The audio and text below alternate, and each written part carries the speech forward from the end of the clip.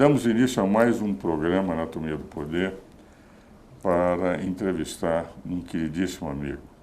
Sempre o nosso programa examina o poder público, privado, da imprensa, sindical, universitário, enfim, aqueles que exercem o poder através, portanto, da figura dos detentores do poder. E hoje nós temos aqui Alencar Burti. Não é a primeira vez que participa do nosso programa, mas Alencar Burti é uma figura de autoexpressão no meio empresarial brasileiro. É uma figura que tem, nesses dezenas e dezenas de anos, liderado movimentos, apoiou quando éramos contra aquele aumento de tributação. Eu era presidente do Instituto de Advogados, ele e o grupo dele, pela Associação Comercial, a luta do Diga Não ao Leão, para que houvesse uma reforma, e houve uma reforma na época. Sempre defendeu as teses empresariais de que o país não se desenvolve se não tiver recursos, se não tiver desenvolvimento econômico. É bobagem ficar nas teses, vamos distribuir riqueza sem que se crie riquezas.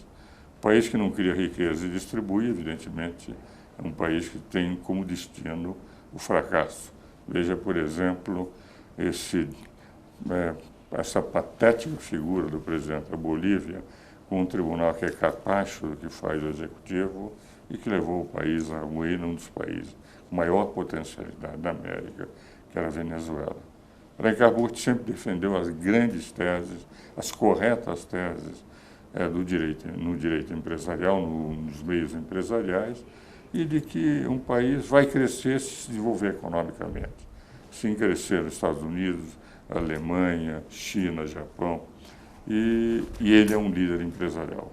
Alencar Burti é o presidente da Associação Comercial de São Paulo, da Federação das Associações Comerciais do Estado, com 400 e poucas associações filiadas, foi presidente do SEBRAE, presidente da Associação dos Fornecedores de concessionários de veículos, FenaBrave, enfim, tem um currículo admirável. Hoje nós vamos falar um pouco sobre o que o Brasil precisa para sair da crise. Meu querido Alencar, um privilégio tê-lo, companheiro de uns 40 anos de luta, pelo menos, aqui no meu programa. A sua apresentação já me deixa sem palavras, mas em todo caso eu vou fazer um esforço de poder... Como é que você está vendo essas primeiras medidas do governo Michel Temer?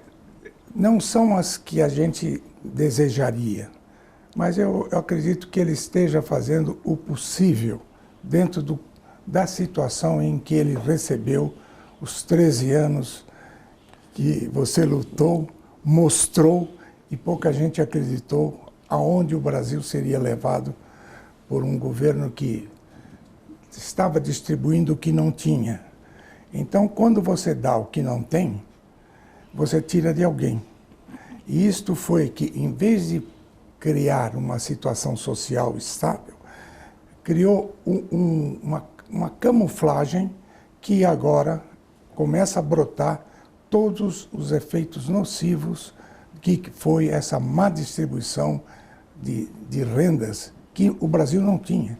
Então, ele distribuiu renda criando uma dívida que é de todos e distribuiu para muitos, pode-se dizer, mas todos nós, de alguma forma, vamos pagar. E mais do que todos nós, é o próprio país que está sendo levado a uma situação perigosa, que eu digo, porque no momento em que você tem 35 partidos oficializados, 23 ativos dentro da Câmara. 28. 28 dentro da Câmara. Então, você fica... A quem apelar? Não tem, você não tem a quem se dirigir. Você elege um presidente, elege governadores, e eles ficam perdidos. E esse assunto que você aborda, Ives, que é fundamental, o poder é destruidor. O poder sem limite, ou ficando no limite das pessoas que menos têm direito a ele, isto é que preocupa o país e a sociedade. Isso me assusta realmente. Eu estou, de uns 8 meses para cá, realmente muito preocupado com Esse país que tem uma capacidade de reagir, e eu estou vendo que essa reação está um pouco lenta demais. Lenta demais. Você sabe, Arnecar, você diz bem, e nisso eu concordo inteiramente, nós estamos aí numa luta por reconstruir o país. A destruição que o lulopetismo fez durante 3 anos foi fantástica. Nós cuidamos do nosso parque industrial, nós não criamos tecnologia, as próprias universidades não cresceram como deveriam crescer, como outras de países emergentes. E o que nós vimos foi uma distribuição, inclusive, de natureza exclusivamente partidária. E veja, por exemplo, a própria Bolsa Família, mostrado como, digamos, o cartão de visitas era distribuído 1.800.000 dos 13 milhões para amigos do rei, pessoas que não precisavam, que ganhavam um prêmio a mais por serem favoráveis ao partido. Não é? O Mardes, o ministro do Tribunal de Contas da União, mostrou 555 vereadores recebendo Bolsa Família no Norte, metade deles tendo carro próprio. Quer dizer, na verdade, nós vivemos, entende, um período de distribuir o que não se tinha e, o pior, distribuindo mal. E não fazendo com quem recebesse tivesse um compromisso de dever de dar uma contrapartida à sociedade. Eles recebiam e disseram, não, agora nós vamos apenas poder agora estar numa vida melhor, mas não havia contrapartida, por exemplo, que a Bolsa Educação, no tempo do Fernando Henrique, exigia que os filhos fossem para o colégio, tivessem. Agora, o que eu estou convencido, Alencar, é que no meu livro, Uma Breve Teoria do Poder, eu procuro mostrar isso, o detentor do poder, se você não criar uma oposição forte de um lado, um sistema jurídico que controle o poder através de agentes não contaminados, como, por exemplo, a Polícia Federal, o Ministério Público, sem abusos, eles também abusam, nós teremos o poder, como você diz, corrompendo como nós vimos nos 13 anos de lulopetismo. Poder, você tinha uma frase que eu achava impressionante, que às vezes é refrigerante a cocaína, se comparado os malefícios que o poder pode fazer. Isso você tem razão. Mas acho que está sendo lentamente, mas reconheço uma dificuldade muito grande dele de negociar com todas as correntes. Você não vê que ele quer avançar, mas há barreiras que ele tem que superar. A herança que ele recebeu é quase inadministrável. Agora, ele tem uma vivência muito grande, não só partidária, como no seu campo do direito, que é muito importante nesse momento. O que é fundamental é que nós, sabe, o brasileiro é um povo maravilhoso, mas a responsabilidade é sempre do outro. Nunca, a parcela que cabe a ele não é assumida. Então é preciso que a gente mude, deixe de culpar, que eu digo, o nosso ex-presidente Lula é um gênio, porque destruir um país em 13, 14 anos precisa ter alguma coisa acima da média, muito acima da média. Ele é destruído em todos os campos, é isso que você pega o jurídico, pega o legislativo, pega o executivo, aonde você queira, o industrial, o comercial, ele tirou de todos a crença de que a coisa tinha solução. E todos ficaram realmente acomodados, conformados com aquilo que não cabia conformação. Entende? Então, eu acho que não foi por falta de aviso, não foi por falta dos seus artigos, do seu posicionamento, que não faltou aviso. Né? E esse dado, porque se você analisar, por exemplo, nós chegamos em produção de automóveis a quase 4 milhões de automóveis por ano, 3 milhões e meio. Estamos reduzidos a menos de 2 milhões. Se nós analisarmos, por exemplo, na própria educação, o FIES, que era um financiamento para todos os alunos da universidade. Quantos alunos não puderam ir à universidade, que apesar de todas as promessas, aquilo foi cortado. Se nós verificarmos aquilo que foi feito em nível de indústrias, nós, na verdade, incentivamos de uma forma errada, porque facilitamos amigos do rei e não um aumento de tecnologia que seria importante. E o Brasil, um país emergente, no início do século, com uma potencialidade superior à Rússia, China e Índia, esse país tem um problema de superpopulação que torna difícil, quase que inadministrável. Nós passamos a estar hoje na esteira de comparar com Venezuela em nível de queda de Estamos chegando perto. Não.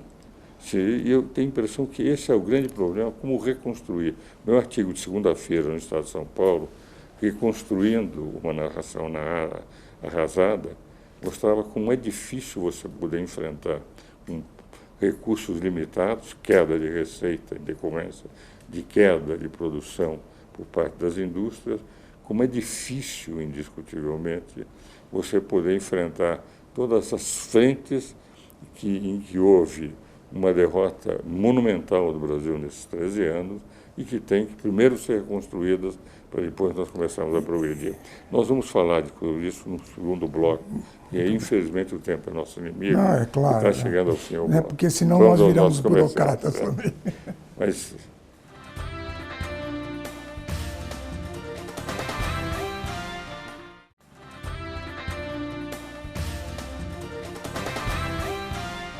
damos continuidade ao programa Anatomia do Poder, hoje entrevistando meu queridíssimo amigo, presidente da Ação Comercial de São Paulo, que é uma entidade com 120 anos. 122 anos, da Federação das Associações Comerciais do Estado de São Paulo, foi presidente da FenaBrave, foi presidente do SEBRAE, com um vasto currículo de serviços prestados ao Brasil e às entidades empresariais. Nós estamos conversando no intervalo de que, efetivamente, é bobagem pensar em qualquer forma se não conseguimos recursos para isso. Os recursos vêm dos tributos, os tributos vêm do desenvolvimento econômico. Se nós não percebermos que os países que estão desenvolvidos desenvolveram à custa do setor empresarial, e que é esse setor empresarial que gerou as receitas necessárias para que se pudesse fazer todos os benefícios ou permitir que se avançasse em todos os setores, de educação, saúde. É evidente que um país não avança. Nós perdemos nesses 13 anos a possibilidade de gerar recursos porque liquidamos o parque empresarial, tem que ser reconstruído. E o Lencar foi um dos que mais lutou por isso. Uma frase que ele alcunhou há mais de 30 anos, dizia o seguinte: qualquer reforma tributária passa por uma reforma burocrática. Se nós não reduzirmos o tamanho da burocracia, é evidente que nós não vamos poder reduzir a carga tributária. E eu dizia também no mesmo período que a Federação Brasileira não cabe no PIB, é maior do que o PIB. Mas como eu faço em todo o programa, Alencar, eu entrego um livro aos nossos convidados.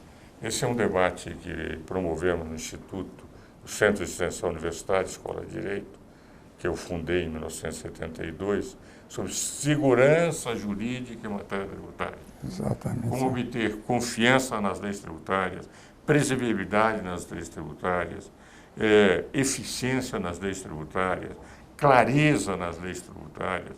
Eu preciso, o mínimo, conhecer o que o legislador quis dizer. Quando essas leis são, enfim, complexas, que eu preciso, para as mínimas obrigações, consultar especialistas, é evidente que nós não podemos ter. Então, eu lhe ofereço 53 juristas do Brasil, tendo estudado sob minha coordenação a matéria. Eu preciso fazer uma linha direta para o telefone para esclarecer tudo aquilo que vai ser dito. Outra coisa que eu gostaria que você tem me alertado, no momento em que a tributação é engolida pela burocracia, o que resta para a correção social, para o equilíbrio social. E hoje... São migalhas. Migalhas, porque hoje o mundo é da tecnologia.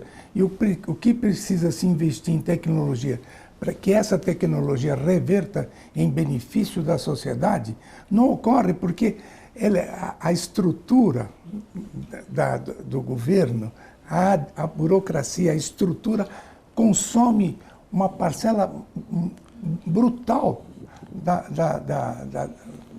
da tributação. Isto faz com que não chegue a quem precisa os recursos necessários. E o Brasil vai em vez de ir para frente, está parado. Não, é a burocracia, porque é para mostrar que eu existo como cidadão. Exatamente, é isso. Eu tenho que ter N agentes públicos para me controlar. E é evidente que com uma carga tributária de 35% que não rende serviços públicos, é porque isso fica, como você diz, consumido pela burocracia. Então, Agora, se nós compararmos a OCDE, a carga tributária do Brasil, pelos mesmos padrões da OCDE, de 2012, que é a última vez que eles publicaram por inteiro esse sistema comparativo, o Brasil está com 35,70%. Estados Unidos, Coreia, estavam com 24%. México, 19%. Japão e Suíça abaixo de 30%. Não é que nós vamos... China, em torno de 20%. Esse dinheiro vai para serviços públicos? Não. Fica na máquina burocrática. Exatamente, é isso. Infelizmente, eu gostaria de dar que aquilo que você tem me ensinado, que viver só para quem consegue empreender. E isso tem me valido. É um livro que conta a vida, a trajetória do Brasil de Alencar Burti, como ele foi importante, um cidadão prestante para o momento brasileiro em relação ao setor empresarial. Se não fomos ainda pior em muitos setores, se deve ao trabalho dele, apesar dessa luta incessante contra os governos. É um livro que conta a biografia dele. Quem coordenou foi um queridíssimo amigo, Ricardo Viveiros, que é um especialista em biografia de grandes homens, e aí fez de mais um grande homem, que é Alencar Burti. Muito obrigado, Ives, pela... Mas voltando a esse ponto, nós temos, pelo Senado, Alencar, uma comissão criada há um ano, e o presidente dessa comissão é o corregedor-geral do Superior Tribunal de Justiça, o ministro Mauro Câmpio. E o relator da nossa comissão é o ministro Dias Toffoli, que é o vice-presidente do Supremo. E temos diversos segmentos. O que eu tenho percebido, desculpe só interromper, a mudança do ministro Dias Toffoli, depois que conviveu com você, é uma coisa extremamente agradável, porque ele está pondo a inteligência dele a serviço do país e não... Mas não foi influência nenhuma minha. Nós somos amigos. Não, eu admiro muito o Dias mas Toffoli. não é influência. Fui um dos primeiros a defender a entrada do Dias Toffoli, muitos criticaram. Mas é que o Toffoli é um cidadão extremamente honesto. E ele se vale de exemplos. Ele deve ter exemplos. ficado muito triste quando ele viu que o seu partido, que ele foi advogado, etc., estava envolvido em... Tanto que ele tem sido duríssimo. Duríssimo, exatamente. Essa mudança que eu acho. É interessante, eu fui um dos primeiros a apoiar o Dias Toffoli quando ele foi para o Supremo. Só eu e o Márcio Tomás Bastos. Nós achávamos que faltava titulação acadêmica, que na verdade não é, falta título acadêmico, não é pessoa titular de nenhuma universidade, mas em compensação ele tem muita cultura jurídica, cultura humanística. Sem dúvida, sem dúvida. Ele tem um profundo conhecimento, por exemplo, de homens como Assis Brasil, que foi tem o poder de síntese também.